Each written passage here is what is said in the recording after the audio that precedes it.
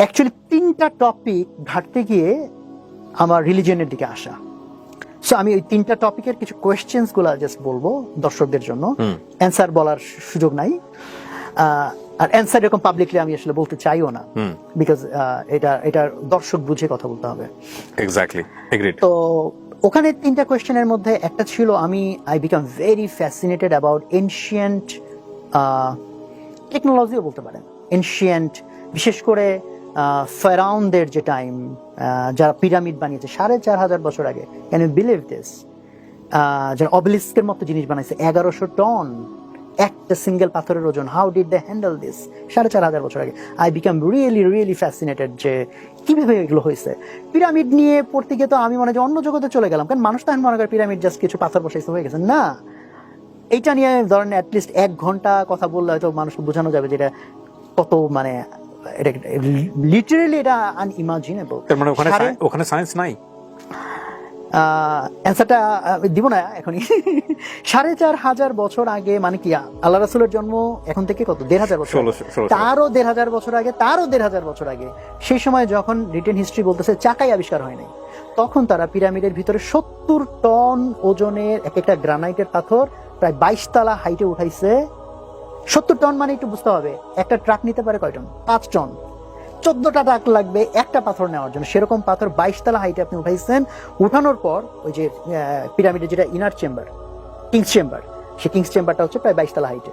সেখানে এক একটা গ্রানাইটের পাথর 70 টন ওজন, ওগুলোকে যে সেট করা হয়েছে perfectly vertical and perfectly horizontal, মানে যে লেভেলের প্রিসিশনের জন্য এখন লেজার টেকনোলজি লাগে, মানে এই উঠানো এবং পারফেক্টলি এটাকে সেট করা।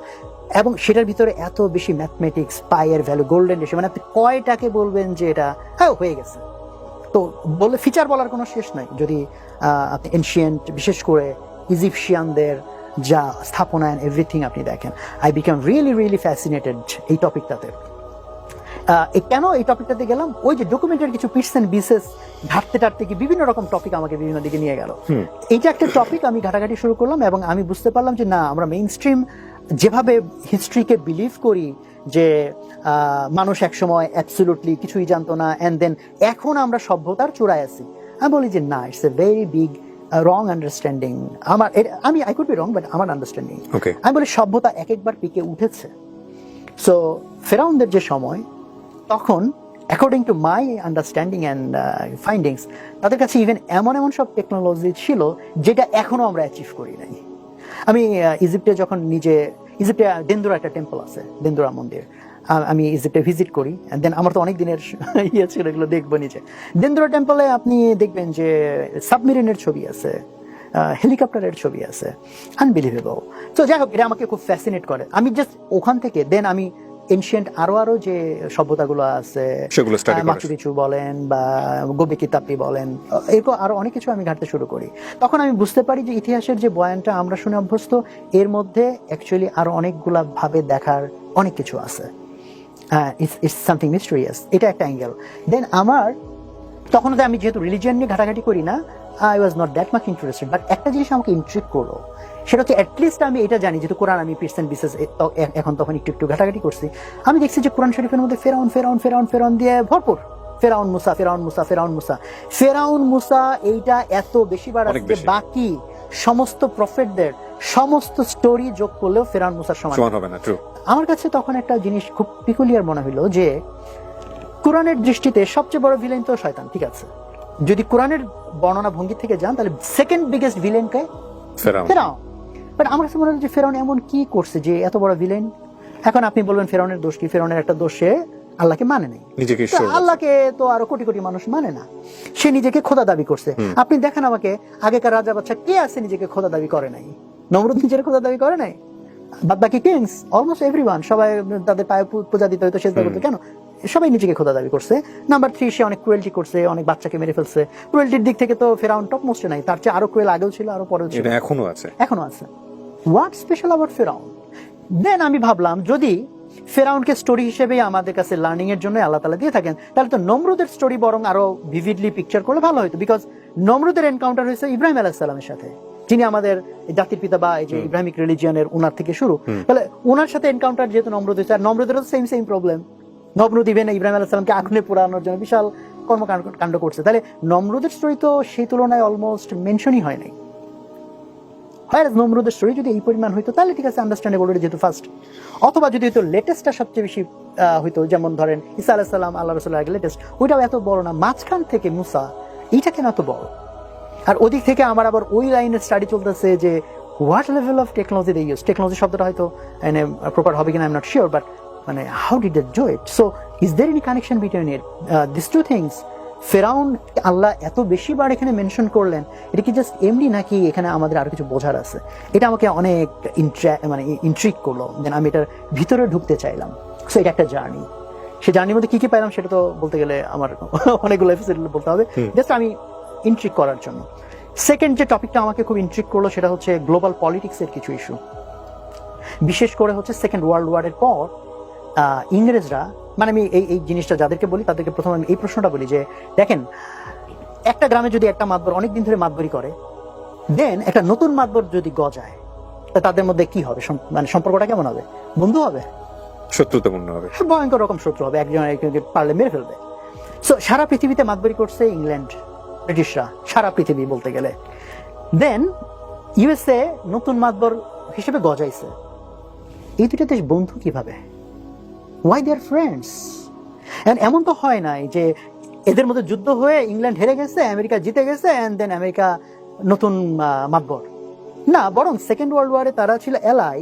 সেকেন্ড ওয়ার্ল্ড ওয়ারের পর যখন এই উপমহাদেশের কথা চিন্তা করি, উপমহাদেশের মধ্যে ব্রিটিশরা 200 বছর শাসন করছে, আমরা তাদের বিরুদ্ধে বিগেস্ট হয়তো তৈরি করতে পারছি সিপাহী বিপ্লব, সেটা তো 1857। তারপরে প্রায় আরো 100 বছর তারা দাপটের সাথে সবকিছু দখল নিয়ে সুন্দরভাবে চলছে। যখন সেকেন্ড ওয়ার্ল্ড ওয়ার শুরু হইলো, শুরুতে যখন জাপান জার্মান হেভি মানে করলো, যুদ্ধে প্রোগ্রেস করলো, তখন এই উপমহাদেশের মানুষ 200 বছরের মধ্যে প্রথমবার স্বপ্ন দেখলো এইবার হয়তো ব্রিটিশরা হারবে।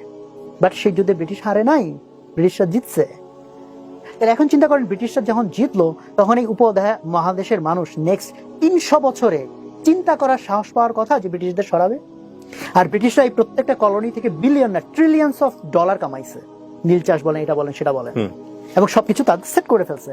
যুদ্ধে প্রত্যেকটা দলের ক্ষয়ক্ষতি হয়েছে। ওই সময় তো ইংল্যান্ডের আরো বেশি জেকে ধরার কথা কলোনিগুলোকে, সো দ্যাট এখান থেকে যুদ্ধের যা ক্ষয়ক্ষতি প্রসাইতে পারে।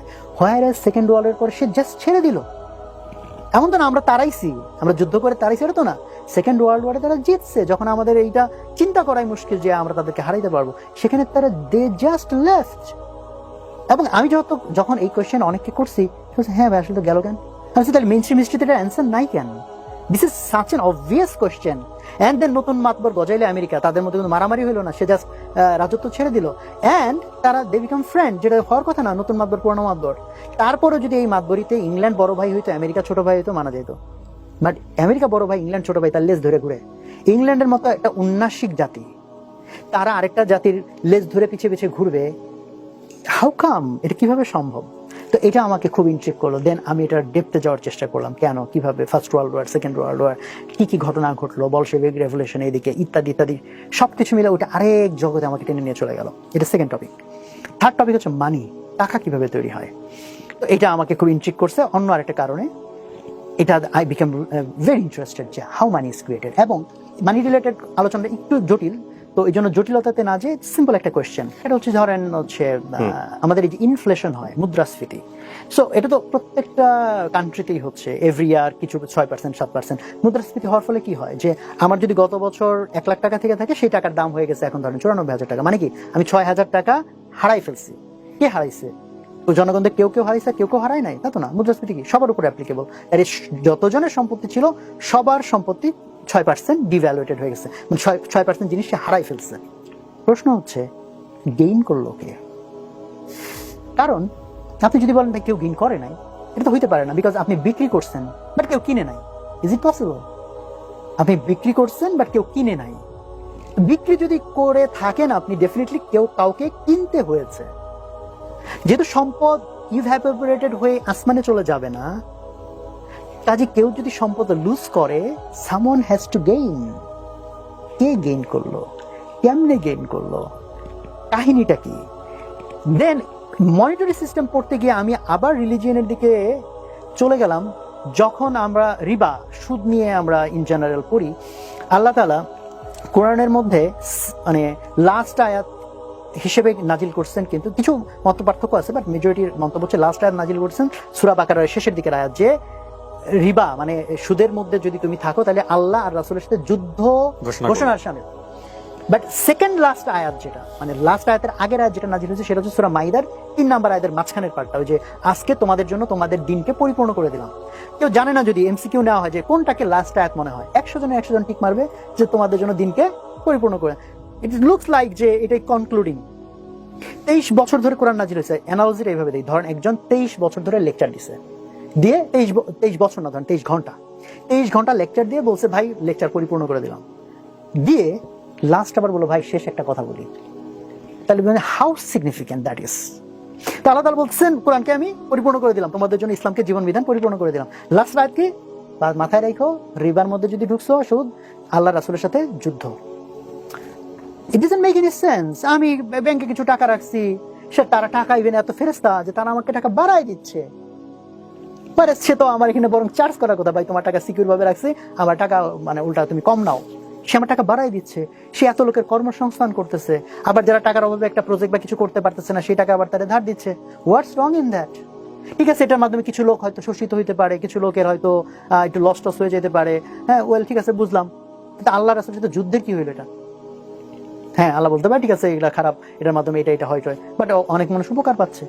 যুদ্ধ কিভাবে এটা আমার বুঝতে হবে, কিভাবে যুদ্ধ হইলো এটা। দেন আমার কাছে আরো ইন্ট্রিগিং মনে হইলো যেটা ফেডারেল রিজার্ভ ব্যাংক, যেটা আমেরিকার যেটা কেন্দ্রীয় ব্যাংক, যারা ডলার ছাপায়।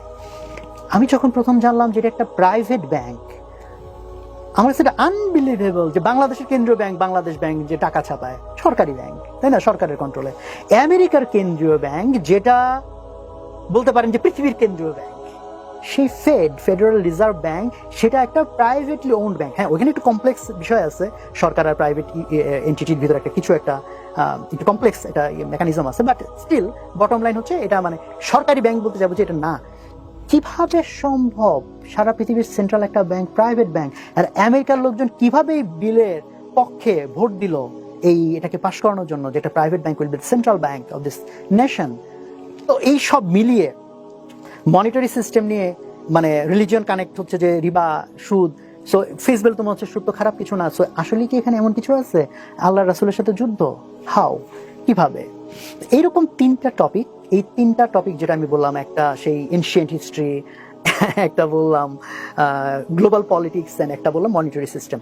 সো 3টা কিন্তু পরস্পর বিচ্ছিন্ন 3টা টপিক, রাইট? 3টা বিচ্ছিন্ন টপিক না, এই 3টা টপিক আসলে একটা টপিক। যখন আমি এটার ভিতরে ঢুকতে শুরু করি আমি গিয়ে দেন বুঝতে পারি 3টা জিনিস আসলে একটা সিঙ্গেল জিনিসের সাথে যুক্ত। কি সেটা বলা যাবে না। আমি এইখানে কারণ এই জার্নিটার মধ্যে দিয়ে তো আমার 2012 সালে তো এই টার্মোয়েলটা শুরু।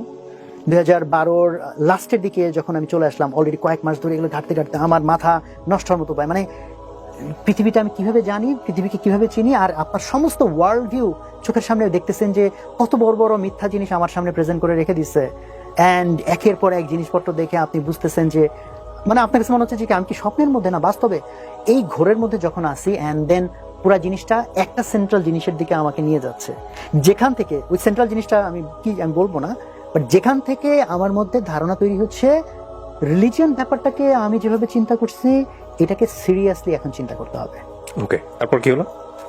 তখন আমি ভাবলাম যে ওয়েল, বাট এত পড়ে আমার কাছে মনে হচ্ছে ওয়েল রিলিজিয়ন যদি সত্যি হয় তাহলে তো আমার জন্য বিপদ। বিকজ আমারই 12 বছরের লাইফস্টাইল, আমি যাদের সাথে মিশি, আমি যেভাবে সাকসেসকে ডিফাইন করি, আমার যা দৃষ্টিভঙ্গি, যাদের সাথে মিশি, সবকিছু মিলিয়ে, কারণ আমি এতদিন ধরে যেভাবে চলছি তাতে আমার কাছে এটা অকল্পনীয় আমার দাঁড়িয়ে টুপি থাকতে পারে, অকল্পনীয়। কারণ আমার অবস্থা এমন হইলো যে আম্মা যখন টের পাইলো, যখন আমি ভার্সিটি চলে আসছি যে ছেলে তো নামাজ কালাম সব ছেড়ে, দেন দে গেট টু নো যে ছেলে তো ধর্ম থেকে দূরে চলে গেছে। আমার আম্মা লাস্টে বললো যে তোমার কাছে আমি কিচ্ছু চাই না, ধরো তুমি টাকা পয়সা আমার দিব কোনো, সেটা তো নাই, যে ধরো তুমি আমার সাথে ইভেন সম্পর্কও রাখবা না, মনে করো যে জাস্ট আমি কিচ্ছু না, তোমার ক্যারিয়ার না, তোমার রেজাল্ট না, কিচ্ছু না, তুমি জাস্ট পুরা নামাজ না, শুধু ফরজটুকু পড়বা।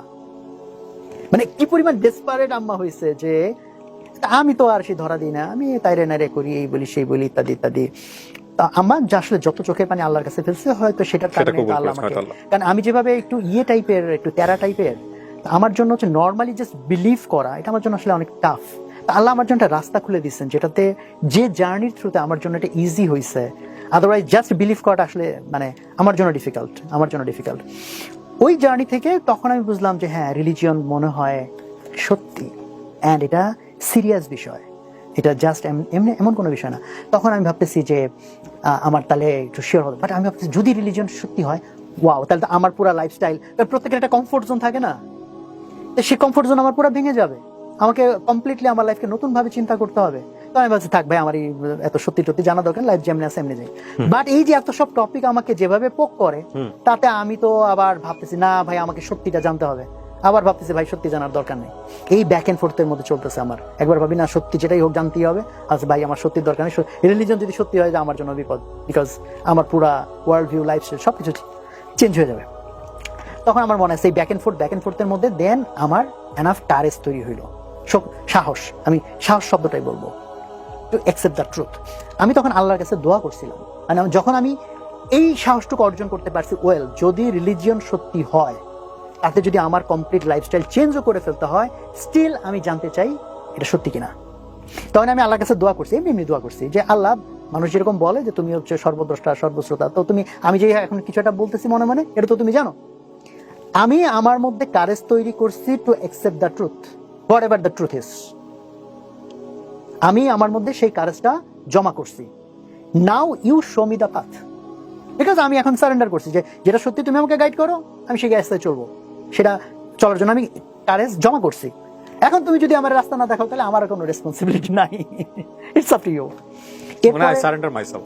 হ্যাঁ, এরপরে আসলে মিরাকল হ্যাপেন্ড।